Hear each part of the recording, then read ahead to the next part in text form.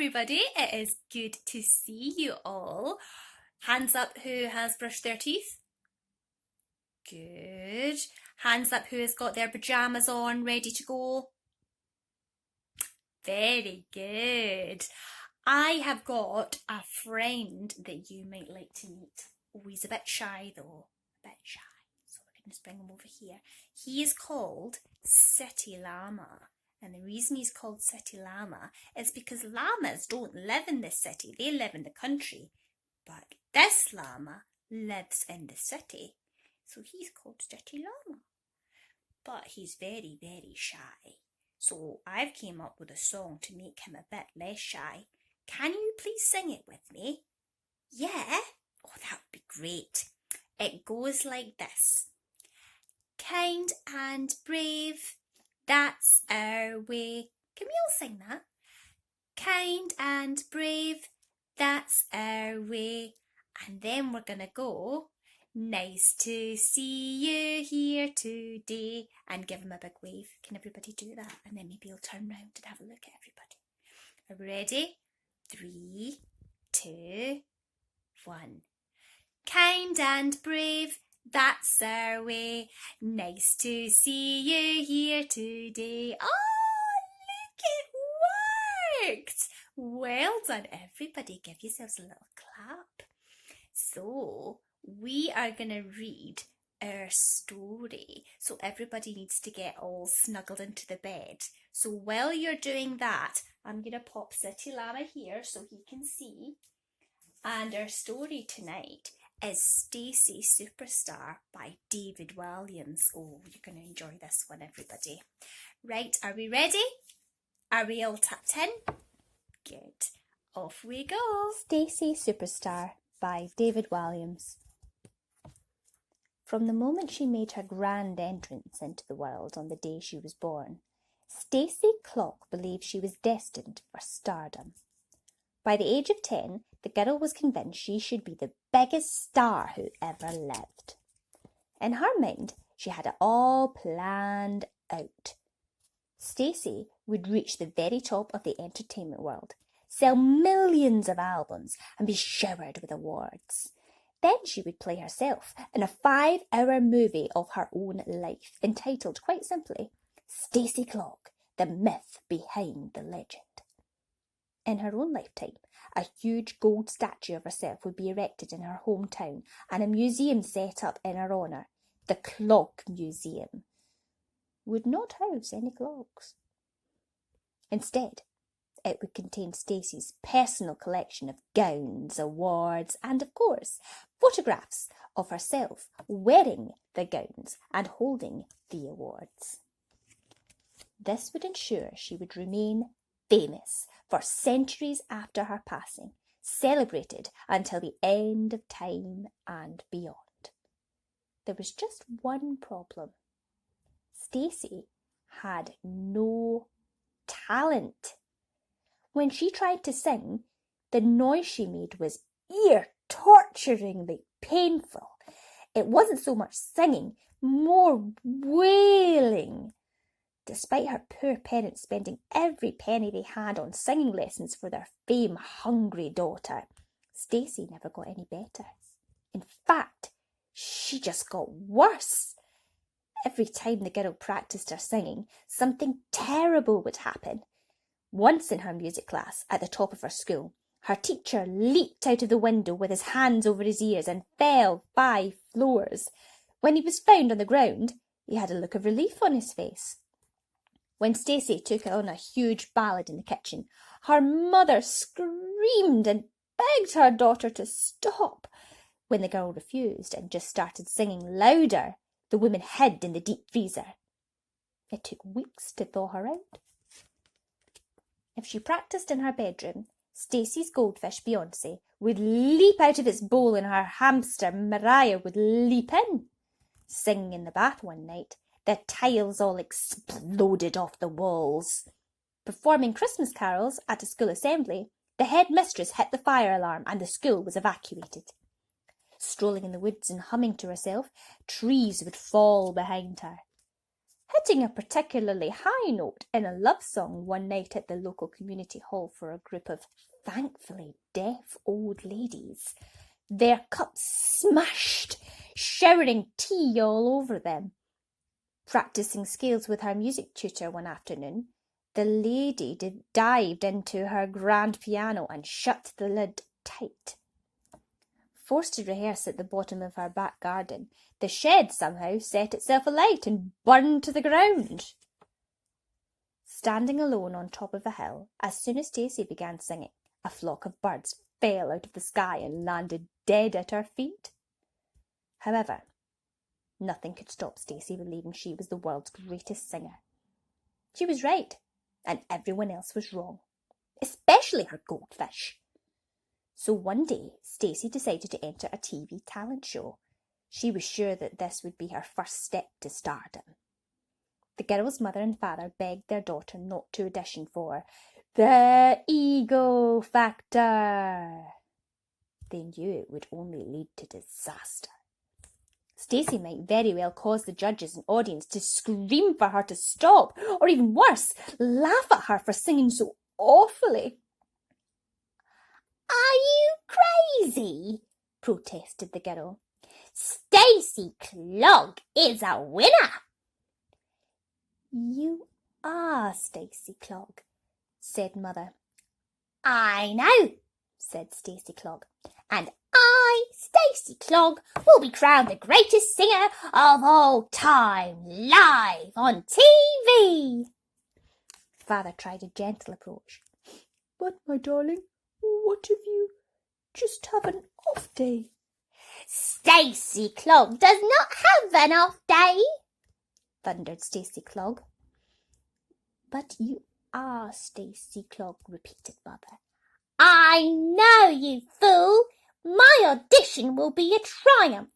It will be forever remembered as the first step on Stacey Clogg's journey to superstardom. No, megastardom. No, hyperstardom. Just really, really, really big stardom. Has there ever been a time where Stacey Clogg hasn't had an incredible reaction when she sings?" "For the last time, you are." But before Mother could finish her sentence, Father stepped in. No, my dearest daughter. Indeed, the reaction has been one of total incredulity." "Exactly," replied the girl. "Stacey Clogg knows that as soon as Stacey Clogg sings live on TV, Stacey Clogg will become the most famous person the world has ever known." "Oh no," murmured Father. "Of all time." "I thought you'd finished." "Forever and ever." "Finished now?" "And ever." The girl thought for a moment. "Yes, Stacey Clogg has finished." The decision had been made. So forms were filled in, phone calls were made, and a very expensive designer gown was bought for Stacey by selling the family car. Finally, the night of the audition came. After weeks of non-stop rehearsing, Mother had gone to live at the North Pole, so Father took his daughter to the theatre on the bus. Her dress was so huge it took up the entire back row. As Stacey swept onto the stage, Father waited anxiously in the wings. "Oh, what's your name?" asked the head judge, Tyson Tribble. He was a very vain man. Despite being at least 90 years old, Tyson had a strange orange spray-on tan, glow-in-the-dark teeth, and a wig that sat atop his head like a crouching badger. This was the kind of man who wore sunglasses inside in the dark. There were 3 other judges, but he paid them to sit there and look pretty and never speak. "The ego factor" was all about Tyson. "Stacey Clogg," replied the girl. "It's a name nobody will forget after tonight." The audience all murmured to each other. Who was this girl with the huge ego? Tyson Tribble had a short memory. "Sorry, what's your name again?" "Stacey Clogg." So, Stacey Clogg, what are you going to sing for us today?" "A love ballad," announced the girl. It's about the great love of your life. Who will you be thinking of when you sing it? Asked Tyson. Me, replied Stacey. The audience laughed. Even Tyson Trowell, who couldn't walk past a mirror without admiring himself in it, smirked. Oh, so sorry. What's your name again? Stacey Clogg. The girl was becoming irritated with the little man now. So, Stacey Clogg, are you any good? Humbly, Stacey Clogg is the greatest singer of all time. The audience giggled again. There had been some big-headed people auditioning on the show before, but this girl was off the scale. Well, sorry, what's your name again? Stacey Clogg. Stacey Clogg. The stage is yours. The lights dimmed, and a spotlight picked out the girl and her huge dress, which made her look like a giant meringue. Father had been listening backstage to his daughter, going increasingly red with embarrassment. Now it was his moment. Stacey had given her father a simple task. He was to play the backing CD for her to sing when she nodded in his direction. However, to save his daughter from complete and utter humiliation live on television, the man had a secret plan. He'd swapped the backing CD with no singing on it to one with a famous singer performing the song. And just as Stacey was about to burst into song, he planned to pull the plug on his daughter's microphone so nobody in the theatre or at home watching it on television could hear it. That way, it would seem as if Stacey Clogg had a fantastic voice, instead of one that sounded like someone dragging their nails down a blackboard. Stacey took a deep breath and nodded to her father. He then pressed play on the CD player, having remembered to put in the right CD with a superstar already singing on it. When no one backstage was looking, the man yanked the plug out of her microphone by wrapping the lead around his foot. The music swelled. Stacey opened her mouth to sing, and the judges, the audience in the theatre, and millions of people watching their TVs at home heard the most magical sound. Immediately, the judges were all applauding, and the audience was on its feet. Stacey Clogg had the voice of a superstar, or so they thought. Father put the volume of the music up as loud as it would go, so it would drown out his daughter's wails. As for Stacey, she was completely oblivious to her father's deception. This was exactly the reaction she'd been expecting from the start. Complete worship of her talent. In her mind's eye, Stacey began to see her destiny, her own private plane, Air Clogg 1, a chauffeur-driven Rolls-Royce picking her up on the tarmac to whisk her to the stadium, 100 white kittens to play with backstage before a show, an audience of thousands on their feet before she'd even sung a note, the biggest diamonds in the world dangling from her ears, 10 costume changes during each song, the stage knee-deep in flowers at the end of the concert. Backstage, Father was smiling to himself. His plan couldn't be working any better. However, his smile dropped as disaster struck. Just as the song reached a crescendo, Stacey stamped her foot and the CD stuck. The voice on the CD repeated a word over and over and over again. Love, love, love, love, love. The audience realised they had been fooled. Suddenly, they were very, very angry. The girl was a cheat. The boos became deafening. Boo! In a panic, Father pressed stop on the CD player and rushed onto the stage to whisk his daughter off and save her from the angry mob. Who are you? Demanded Tyson Trowell. I am the girl's father, sir, replied the man as he opened his arms to scoop his daughter off. This is all my fault. Please forgive me. I wanted Stacey to do well, so I swapped the CDs. Please, please, Please don't blame her. Daddy, you ruined it for me, screamed Stacey. She then pinched her father's nose. Ouch, yelled the man. The audience all booed again. Boo! Oh, shut your faces! She bawled at them, and they booed even louder this time. Boo! Stacey, please, pleaded the girl's father. I just didn't want you to be laughed at. Laughed at? The girl couldn't believe her ears. Stacey Clogg is the greatest singer the world has ever known. Sensing this was great entertainment and brilliant for the ratings, Tyson Trowell spoke up. Audience, please shut up. The audience obeyed him. Now, sorry, what's your name again? Stacey Clogg. Stacey Clogg, why don't you sing for us without any musical accompaniment? No, pleaded her father. Yes, replied Stacey. This is the moment that will be remembered forever as the birth of a superstar. Excellent, murmured Tyson, rubbing his hands in glee. The girl took a deep breath. Her father winced and put his fingers in his ears.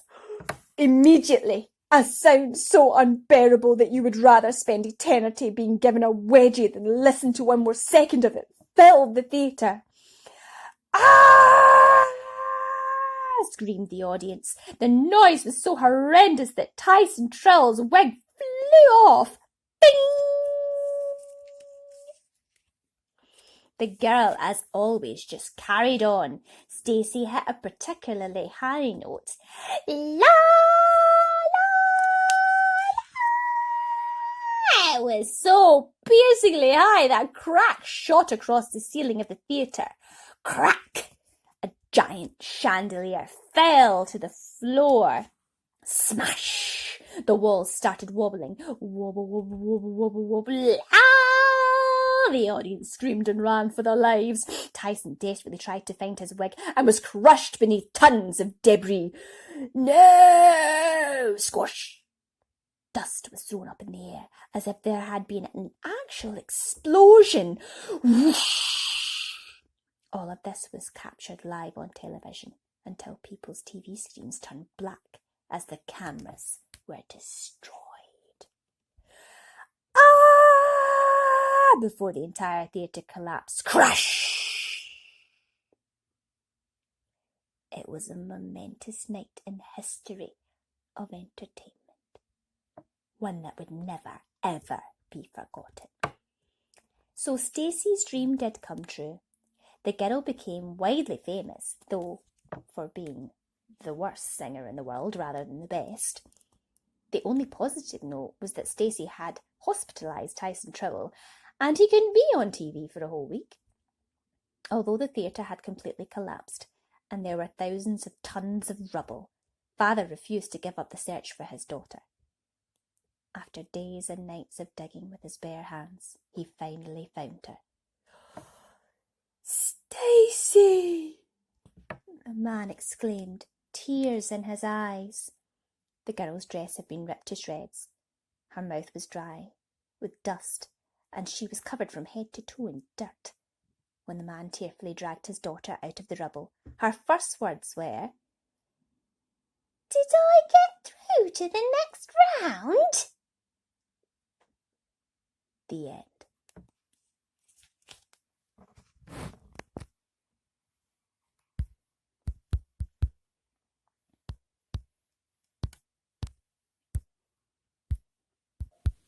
Well, I hope you all enjoyed that, everybody. Sweet dreams from me and City Llama, as we say. Kind and brave, that's our way. See you all another day. Good night, everybody.